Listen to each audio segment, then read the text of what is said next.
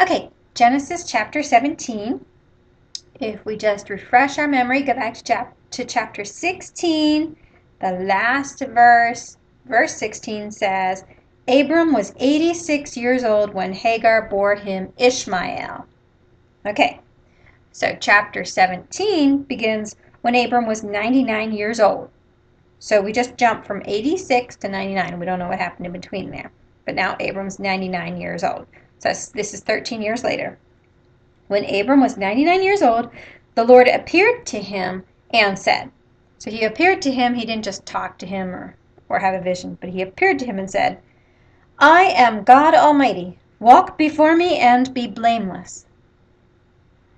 I will confirm my covenant between me and you and will greatly increase your numbers. Abram fell face down. And God said to him, As for me, this is my covenant with you. You will be the father of many nations. No longer will you be called Abram. Your name will be Abraham. For I have made you a father of many nations. Okay, now keep in mind, back then, names meant something. So whatever Abram's name meant, it no longer was good because God was going to make him a father of many nations. So he changed his name from Abram to Abraham. So that must have meant something closer to what God's now turning Abram into, the father of many nations. Verse 6, I will make you very fruitful. I will make nations of you, and kings will come from you. I will establish my covenant as an everlasting covenant between me and you and your descendants after you for the generations to come. I'm going to reread that. I didn't like the pauses they put in there. Okay. I will establish my covenant as an everlasting covenant between me and you and your descendants after you for the generations to come, to be your God and the God of your descendants after you.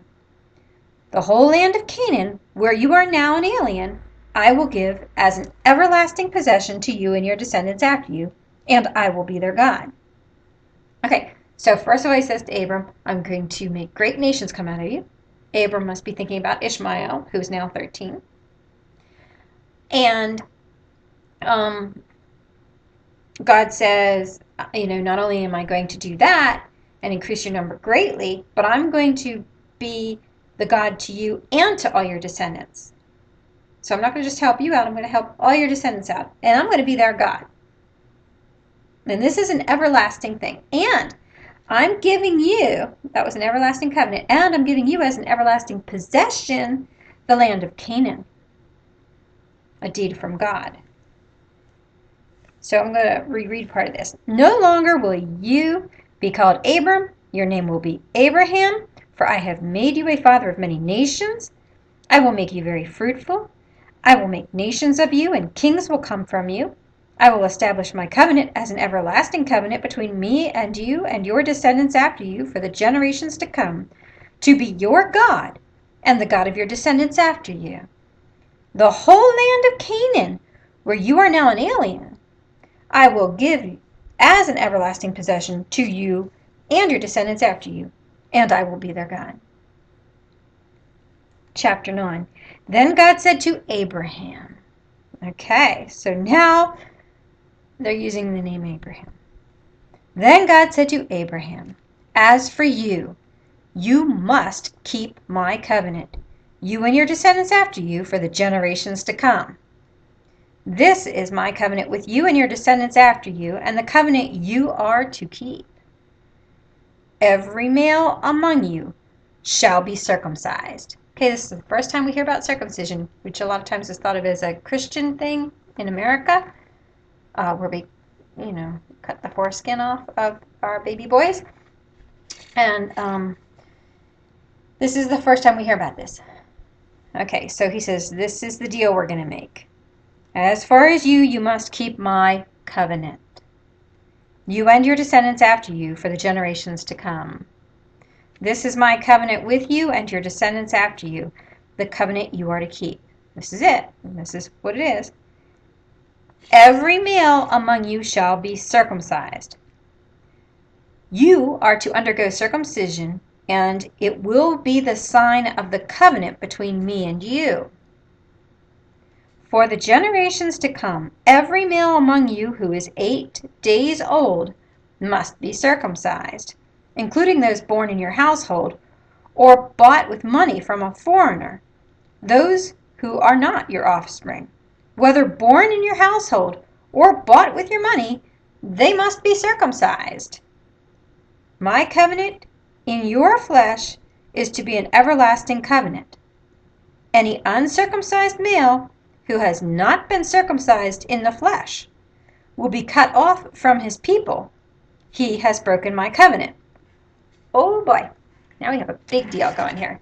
Now, the Lord made a covenant with Noah, about how he's not going to flood the earth again. He made that covenant with all the animals of the land and everything, how he's not going to destroy the earth and people by floodwaters. So that was a covenant that was one-sided. But now we've got a deal from God here, and he's saying that he wants Abraham's family to fulfill their end of the covenant. And this is their end, that they have to circumcise the men. And he means right now, all the males living there, if they're living in his tents, if they're living with his family, if they're servants, if they're family, as long as they're 8 days old or older, they have to have their foreskin cut off. They have to be circumcised. And this is going to be a sign in the flesh that they belong to God. Okay? And it needs to be forever. And if they don't do this, they're going to be cut off from this promise from God about the possession of the land and the offspring and all that. They're just going to be cut off as if they were cut off from a family. Okay? So, also I find it quite interesting where he says, or bought with money. So they bought people. They may have been slave owners. This may have been buying children. I mean, we really do that in America, don't we? I mean, we have to pay some off this to get an orphan child or something. I mean, it's not something you just sign on the dotted line and you get a child. Every time I've heard of it, it somehow costs money. You pay a surrogate or something. So it could be that, or it could be slavery. It doesn't matter. If they're living in their household, they have to be circumcised if they're a male and they're at least 8 days old. So I'm going to reread that because this is really, God's very serious about this. So he made his promise to them, and then then God said to Abraham, as for you, you must keep my covenant, you and your descendants after you, for the generations to come. This is my covenant with you and your descendants after you, the covenant you are to keep. Every male among you shall be circumcised. You are to undergo circumcision, and it will be the sign of the covenant between me and you. Remember, the sign of the covenant with Noah was the rainbow. Circumcision is the sign of the covenant between Abram and all his descendants and God. Verse 12, for the generations to come, every male among you who is 8 days old must be circumcised, including those born in your household or bought with money from a foreigner, those who are not your offspring. Whether born in your household or bought with your money, they must be circumcised. My covenant in your flesh is to be an everlasting covenant. Any uncircumcised male who has not been circumcised in the flesh will be cut off from his people. He has broken my covenant.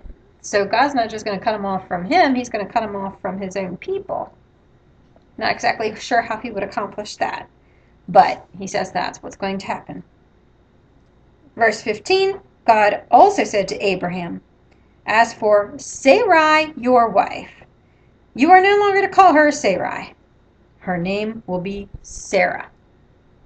Again, names meant something, so he's changing her name. So the new name must be more meaningful for what he has planned for her.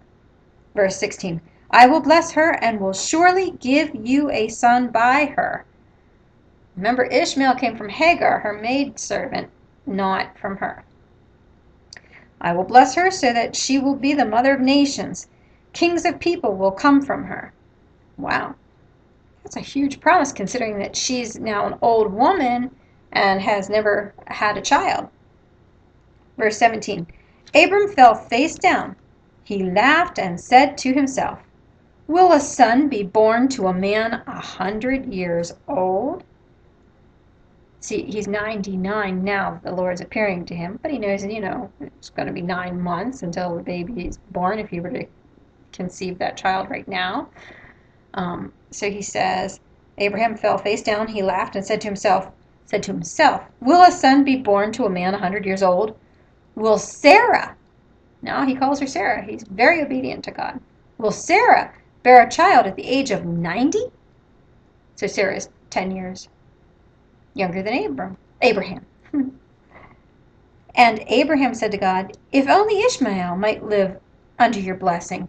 So Abraham is now doubting this, because he's laughing. He can't believe he would be able to have a child when he's 100. He can't believe Sarah can have a child when she's 90.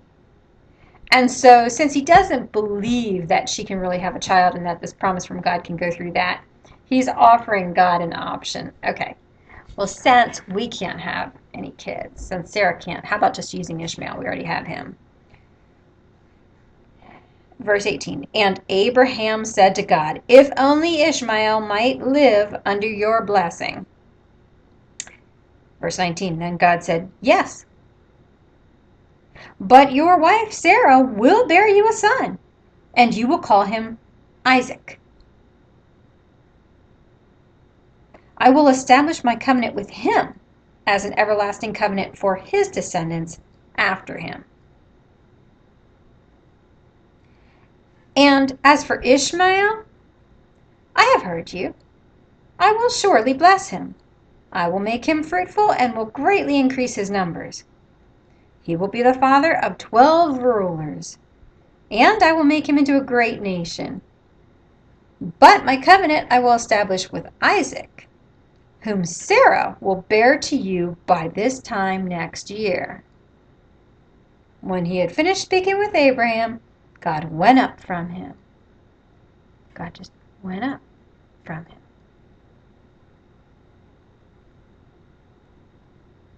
So, he's saying, I will bless your son Ishmael. I will. I'll greatly increase his numbers. He'll be the father of 12 rulers. I will make him a great nation. But the covenant, the promise I just made you, which included being the God of all your descendants, and which included giving you the land of Canaan, goes to Isaac's descendants. The promise is going to be through Isaac, who's going to be from your wife, Sarah. And when he finished talking to Abraham, he went up. When he had finished speaking with Abraham, God went up from him. Verse 23, on that very day, Abraham took his son Ishmael and all those born in his household, or bought with his money, every male in the household, and circumcised them as God told him. Abraham was 99 years old when he was circumcised, and his son Ishmael was 13. Abraham and his son Ishmael were both circumcised on that same day. And every male in Abraham's household, including those born in his household and bought from a foreigner, was circumcised with him. Abraham did not waste time. God went up from him, and they then circumcised every male, basically in the village and in the towns. So anybody belonging to Abraham, whether a servant, whether anybody that lived there, any male that was 8 days old or older, was circumcised. And I believe that is why the Jewish people today circumcise their kids on day 8. Okay? And that was chapter 17.